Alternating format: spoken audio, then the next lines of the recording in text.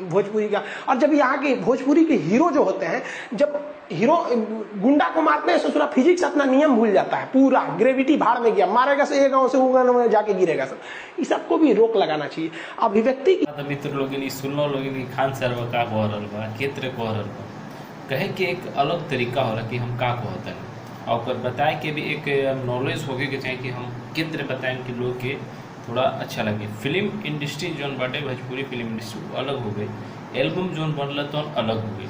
और एल्बम में जो ओमे जोन बाटे जो कि नया युवक आया रहा गाय का तरफ, उन्हीं की सोचे कम समय में हम कुछ ऐसे करती कि हमारा जल्दी फेमस हो जाए, तो उनमें बाटे कि कुछ शब्द के उनमें उपयोग करके उन्हीं के मान लो गाना बना के कर लसन। तो अब तो हमनी के ऊपर बाटे कि हमनी के कौन गाना सुनता है, के सुनी, मतलब गाना बनाने में पैसा लगेला, और पैसा लगेला तो उनमें लॉस आनी होला। तो मान लो गंदा गाना गा दिलस, मान लो सब उनमें लगा दिलस, जल्दी हिट हो गई कहता कि हमार क्यों तो हिट हो जाओ। तो लेकिन उम्र परिवर्तन बटे कि वो उतरे गाना गायला कि जैसे कि वो हो गई कि ऑर्केस्ट्रा गाना, एक ऑर्केस्ट्रा गाना अलग गाना होला, आइटम सॉन्ग अलग होला, और लव सॉन्ग अलग होला, इमोशनल सॉन्ग अलग होला, डांसिंग सॉन्ग अलग होला, कॉमेडी सॉन्ग अलग होला, सबके प्रक्रिया बटे। तो वो एक तरह के करे वाला आदमी एल्बम में अलग होला, फिल्मी में जो बाटे के अलग होला। लेकिन हमने कही खान सर बाटे कि भोजपुरी इंडस्ट्री के बोल बाटे कि भी भोजपुरी वाला ये बड़ा सन की दिमक बड़ा सन एक जौन बा कि एक तरह के दर्शा रहल बा कि विद्रोह बता रहल बा कि में विद्रोह फैलो और हिंसकवादी के लोग हो जाए, जिससे कि ओकरा बहुत सारा लाभ हो जाए। तो हम ही कहे के चाहते हैं कि भाई कि गलत सही होते रहेला, साथ में हमनी के गलत रहेला, साथ में अच्छा रहेला, बस हमनी के चुने के पड़ेला कि हमनी के केकरा चुनते हैं, साथ अच्छा के चुनते हैं कि अच्छा गलत के चुनते हैं। जिस तरह की हमनी के मान लो कि हमनी के अगर चावल किने के हो गए तो चावल किन के लेके आने से तो डायरेक्ट इसीलिए कि बना के खा ना ले, उनमें हमनी के चुने के पड़ेला।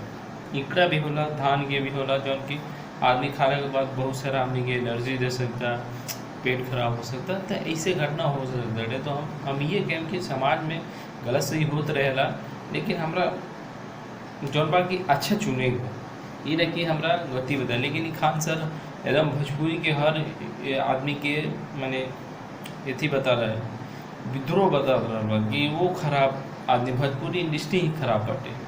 ये समाज के माने समाज के प्रति कि भोजपुरी इंडस्ट्री एक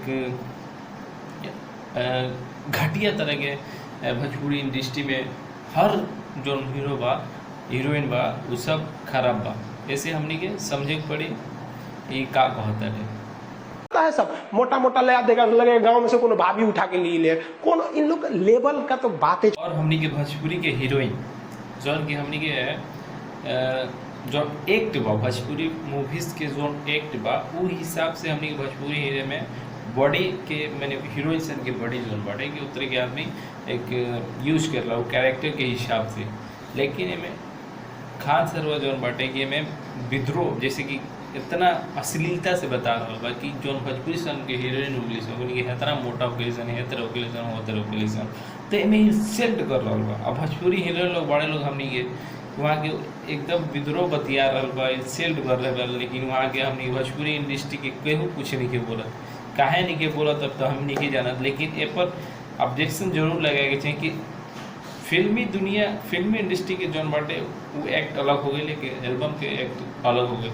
तो में हर केहू के ले रहा बा, जैसे कि हमने के भोजपुरी के हीरो लोग बा जैसे कि मार ध्यान एक्शन सीन आवेला, तो एक्शन सीन में जितना हमने के फाइट देखा उड़े माने आदमी गुंडा के मारे से तो गुंडा उड़े बहुत ज़्यादा ऊपर जाए, तो ये सब होत रहेला फिल्म में। लेकिन ये में ये भी बता रहा बा कि भोजपुरी फिल्म के हीरो जो बड़ा सन वैसे नहीं एक्ट देखा कि हैं गौधिया गए तो हों गौधिया गए, तो ज़्यादा करके हमने देखे कि भोजपुरी के हर चीज़ के विद्रोही बतिया रहा बटे। तो ए पर विरोध करल जरूरी बा, और खान सरवा के सबक सिखाओ जरूरी बा कि जौन बोलता उसे विद्रोह पैदा हुई कि विरोध पैदा हुई, ये सब पर ओकरा समझाए पड़ी, ये भी जरूरी चीज़।